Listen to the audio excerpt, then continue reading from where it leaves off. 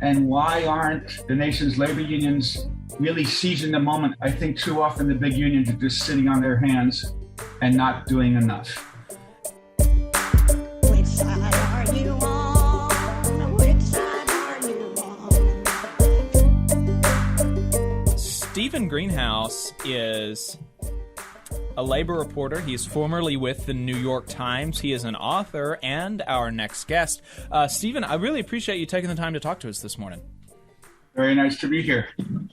So we got you on to talk about your recent column for the American Prospect. But first, if you would indulge us for a second, I'm interested in your time as a labor reporter at the New York Times and before that. How long have you been reporting on labor? So I started writing, I was at the New York Times for 31 years. I began there in 1983. I became the labor reporter in 1995.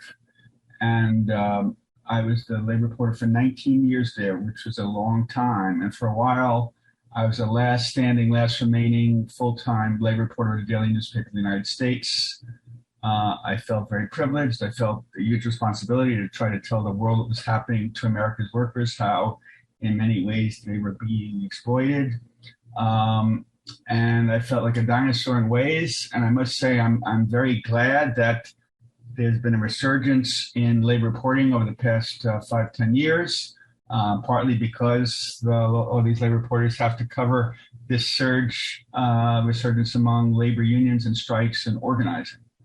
And, as a labor reporter for the New York Times, I wrote about, I remember I once went down to Birmingham to write about the steel industry unions, the United Steelworkers. I went down to Mississippi to write about the effort to unionize Nissan workers in Canton. I went to Camden, South Carolina to write about a successful union busting effort at a battery plant down there. I've done a lot of reporting in the South about unions and workers and how workers are treated. I've written about subway strikes here in New York City, where I am, efforts to unionize farm workers in California. I wrote about growing income inequality and how that's hurting American workers. I read about horrible sweatshop conditions in Bangladesh and Honduras. So, I wrote a lot about labor and people, when I was first telling friends I want to write about labor, they'd say, oh, that's a boring beat. It's not a sexy beat. And I said, what do you mean? There are 130 and now 150 million workers in the United States. There are so many important stories to write about workers, about, they're great paying jobs where workers make a good income, and it's important to hold them out as models. There are examples where workers are horribly exploited. They work in unsafe conditions. There are examples I read about Walmart ripping off workers, making workers work off the clock. So I found a ton of very good stories to write about workers, to write about unions, and I retired from the New York Times in 2014. And that was before the very exciting time we're seeing right now, where I submit this is the most exciting time for workers, most inspiring time for workers and unions in probably 50, 60, 70 years, with what's going on at Starbucks and Amazon and Apple, and now efforts to unionize Trader Joe's and some Google stores, and and the strikes we saw at Kellogg and John Deere. There's a lot of there's a huge amount of interest in unions among young people, and that's a real change compared with 10 and 20, 30 years ago. I think a lot of young people feel the economy is broken, feel the economy isn't doing enough for them. They're frustrated when they hear that they will be the first generation in American history to do worse than their parents. And they say, that's not fair. We want to fix that. We want our employers to treat us better. We just went through this horrible pandemic where we as workers were often treated shabbily. And so how are we going to improve things for ourselves? We all can't get graduate degrees and go to MIT or go to Stanford or go to Harvard. One handy way, one available way to improve things for themselves and their coworkers is to form a union. And I think that's what we've been seeing. And there's this huge surge of interest in unionization. Yeah, well, the juxtaposition between labor in the 90s, early 2000s, and today is really interesting because you mentioned labor reporting was much less in vogue, so to speak, back then. You said you had colleagues say that that's not a sexy beat, which is, as somebody who has come up in this era, I'm a union member and I do this program, like people think it's sexy, now. and it seems to me intuitively so, because labor reporting, talking about what's happening with workers' lives, how they're fighting back, is really cool and relatable to everybody. We can't relate to business reporting, when they're talking about, what is the stock market doing, or what did they say in this investor meeting? Those are halls that the ordinary working people are never going to be in, and in large part we have no relation to.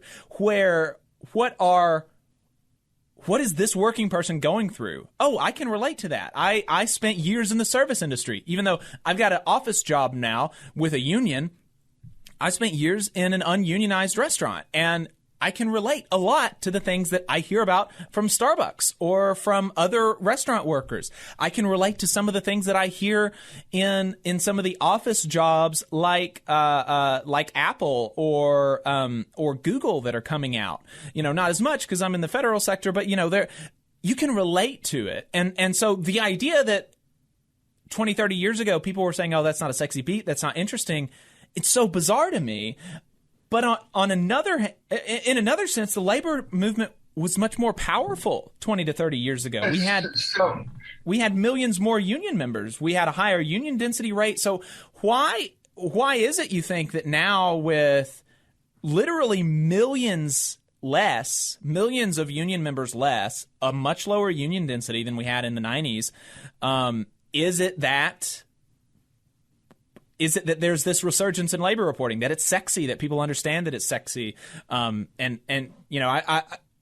a lot that I just threw out, but I'm interested in what your take on all that is. You asked a lot of very good questions, and I'll try to answer at least some of them, and maybe I'll be lucky and get to all of them. So I'm sure, as many of your listeners know, many of your viewers know, the 1950s was the peak for labor unions in the United States, representing more than 1 in 3 workers. By the 1980s, it was down to 1 in 5 workers, and now we're down to 1 in 10 workers. And in the private sector, just 1 in 16 workers. So that shows a real decline in the percentage of workers in labor and a decline in power of unions. And in 1980, much more in the 1990s and 2000s, unions weren't doing much organizing. They weren't going on strike very much. I think a lot of newspaper editors and TV editors said, unions just aren't very exciting. They're just, boring. They're bureaucratic. There'd be an occasional strike, like this huge UPS strike in 1997. That was lead story in papers across the United States, the biggest strike in decades. But, I think a lot of editors just thought unions were kind of going on a slow fade year after year as their, as their membership declined, as the percentage of workers in unions declined. Yes, unions would, score some victories in Washington, helping get the Americans with Disability Act passed, helping get the unpaid, Family Medical Leave Act passed, but that only provides unpaid leave, not paid leave.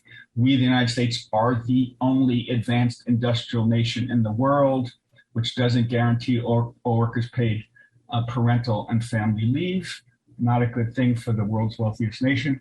So I think a lot of editors thought, there are more interesting beats, more interesting beats than labor beats. So, as labor grew weaker, what happened? We saw, workers suffered decade after decade of wage stagnation. Income inequality got worse and worse and worse.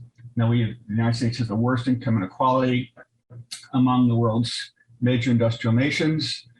And I think we reached a point over the past few years where just a lot of workers said, we're fed up, we're not going to take it anymore. And so we've seen this burst of labor activity far more than 5 or 10 or 20 or 30 years ago. And it started with the teacher strikes, first in West Virginia, then in Oklahoma, then in Arizona, bright red states, right?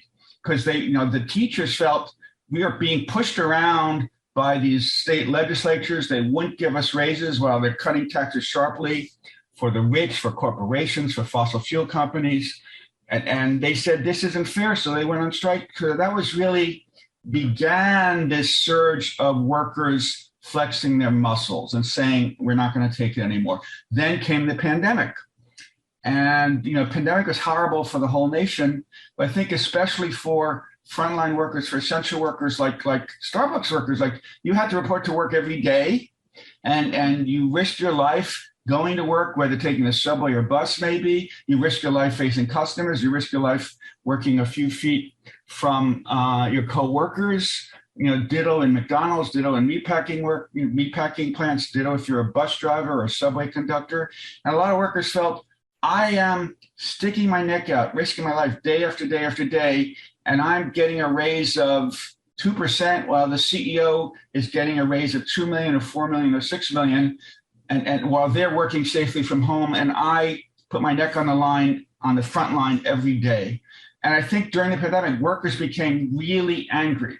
And in the background was this increased inequality. And I often think of, people, watching, basketball game or a football game or a sitcom. And, in the background are the ads like, buy a Mercedes-Benz, buy a BMW, go on this cruise line trip to Europe. And people are saying, I can hardly, buy a beater. I can hardly buy a used car. And there's something wrong that I'm working my ass off on a job or 2 jobs or 3 jobs. And I can't begin to afford what the wealthy can. And that our economy is broken. It doesn't give us enough opportunity. And I think with all that backdrop, the income inequality, the decades of wage stagnation, the feeling that Washington is doing very little to make things better for workers, the frustrations among young people, mountains of student debt, huge problems with housing affordability. A lot of young Americans, can't afford to move out from the parents, and they say, this stinks. We want to make our lives better. Also, during the pandemic, many people got sick. In many places, there was a shortage of workers. So the workers who continued working, they often had to work many more hours. And then, and their schedules, they'd be scheduled to work maybe 12-hour shifts or 6 or 7 days a week. And again, they felt we went beyond. We did far more than was required. And we only got this tiny raise while corporate profits soared and CEO salaries soared. And this really is the backdrop for this surge in unionization, I feel.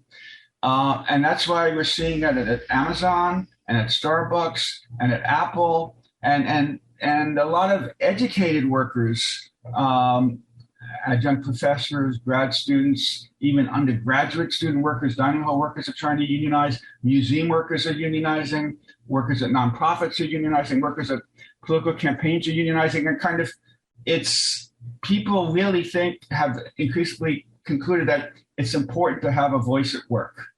And my generation, I think a lot of people thought, oh, it's not so important to have a voice at work.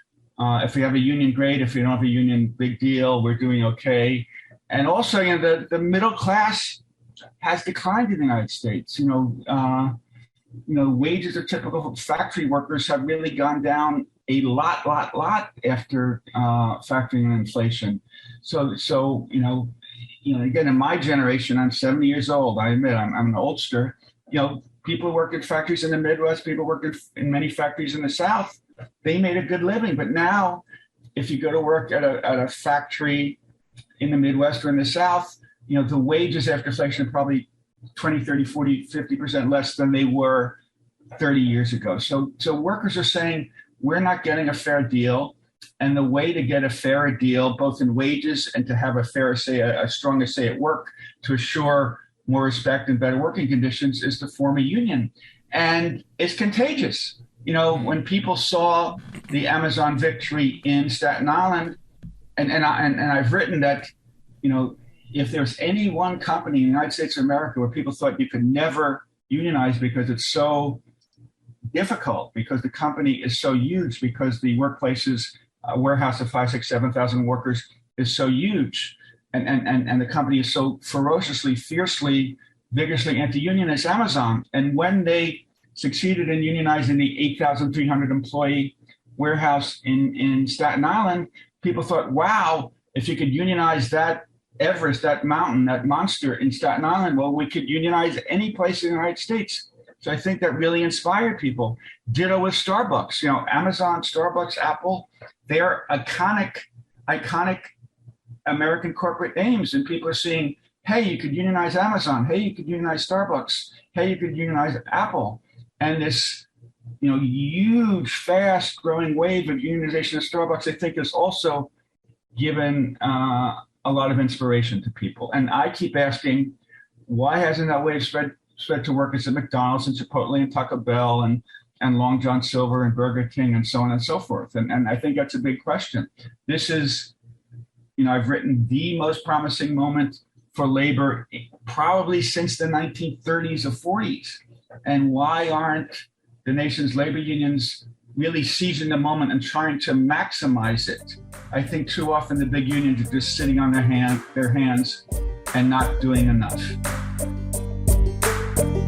You just saw a clip from the Valley Labor Report. We are live every Saturday morning from 9:30 a.m. till 12:30 p.m. And we pride ourselves on keeping all of our content free to everybody so that we can talk to as many working folks as possible. If you support the work that we're doing, you think that it's important, you think that it's good, then consider making a monthly contribution to the project, and you can do that on our website, tvlr.fm.